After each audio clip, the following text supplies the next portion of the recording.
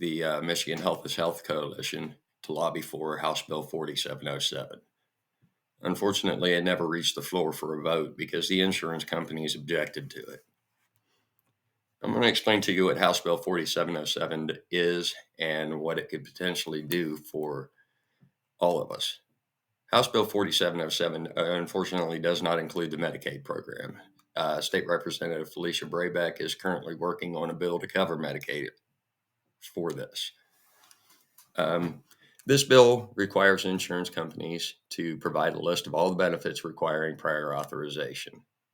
It also requires them to cover medically necessary treatment for mental health and substance use disorders.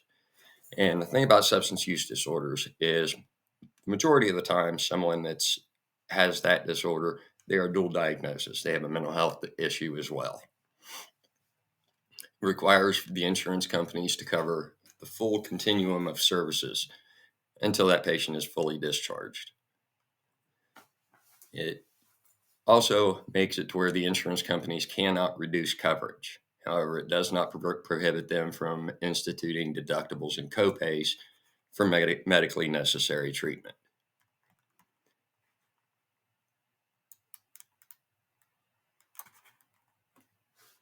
And quoted on House Bill 4707, not limit benefits or coverage for chronic or pervasive mental health and substance use disorders to short-term or acute treatment at any level of care placement. Basically, what that means is it does away with the 90-day rule that's currently going on with short-term treatment facilities and mental health care institutions. After 90 days, pretty much the insurance company pushes their discharge, whether they're stable or not, ready to be discharged or not. It shall also authorize payment at a level consistent with the insurer's assessment. So if they need short-term care, they go to a short-term facility. If they need long-term care, they go to a longer facility. And this is where the insurance companies start objecting. And they say that they would lose too much money. If that level of placement is not available, the insurer shall authorize the next higher level of care. This would be very beneficial to us in our particular situation because Chelsea has been always placed at these short-term facilities, always being discharged, never fully stabilized, still having episodes. And in the beginning of all this, we started looking for long-term treatment facilities. Come to find out, most of them had already been shut down. There's only 3 in the state. One of them accepts Medicaid in Kalamazoo, and it has over a 1-year waiting list.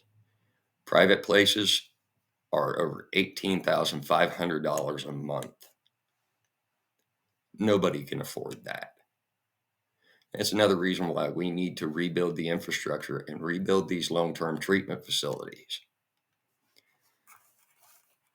Also, it requires that if the services aren't available in your area or not in network due to geography or timeliness, that they're required to cover out-of-network services and follow-ups.